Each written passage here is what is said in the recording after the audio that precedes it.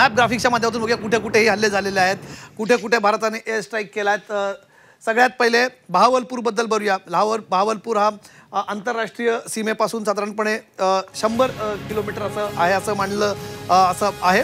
आणि जैश ए मोहम्मदचा बहावलपूर हा जैश ए मोहम्मदचा इथे तळ आहे, तिथे ठिकाण आहे असं इथे मानलं जातं। दुसरा महत्त्वाचा स्पॉट आहे मुरिदके। मुद्रिके झालं हे मुरिदके आपण करूया। इथे मुरिदके हे 30 किलोमीटर आहे साधारणपणे सीमेपासून।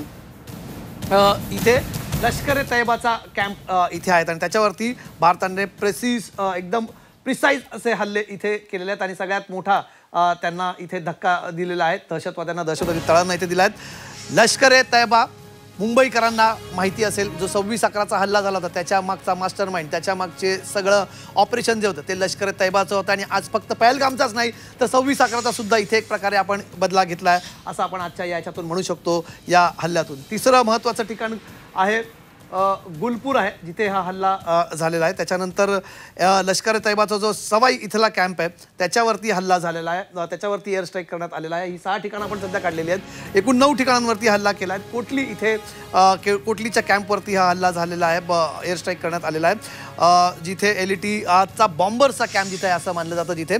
आणि त्याच्यानंतर बर्नाला कॅम्प आहे 10 LOC पासून 10 किलोमीटरच्या अंतरावरती हा आहे, तिथे हल्ला करण्यात आलेला आहे। सर्जल कॅम्प आहे जिथे जैश ए मोहम्मदचा कॅम्प आहे 8 किलोमीटर सांबा कथुआपासून 8 किलोमीटरच्या अंतरावरती ही जागा आहे, तिथे हा हल्ला इथे करण्यात आपल्या भारतीय सैन्याने एअर स्ट्राईक तिथे केलेला आहे।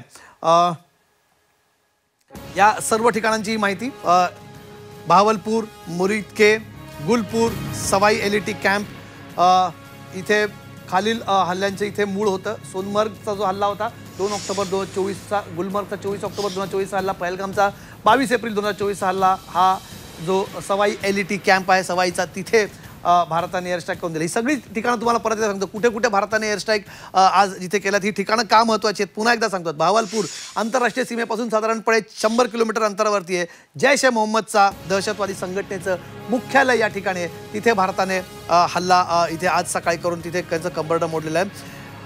मुरिदकेमध्ये सीमेलागत सांबा समोर सुमारे 30 किलोमीटर लष्कर ए तैयबा LETचा इथे तळ आहे, तिथे भारताने हल्ला आज सकाळी मध्यरात्री केला। 26/11 मुंबई हल्ल्याचं दहशतवादी याच ठिकाणावरून आले होते, तेव्हा जसं मी मगाशी म्हटलं पुन्हा एकदा पहलगामचाच नाही तर 26/11चा सुद्धा हिशोब इथे चुकता करण्यात आलेला आहे। गुलपूर आहे नियंत्रण रेषेपासून LOC पासून 35 किलोमीटर आत आहे, पूंछ राजौरी भागात आहे। 20 एप्रिल 2023 रोजी पूंछमधील हल्ला आणि जून 2024 मधला यात्रेकरूंच्या बसवरचा जो हल्ला होता त्याची मुळं देखील याच गुलपूरमध्ये होती, तिथे सुद्धा आज सकाळी आज मध्यरात्री सर्जिकल स्ट्राईक करण्यात आला आहे।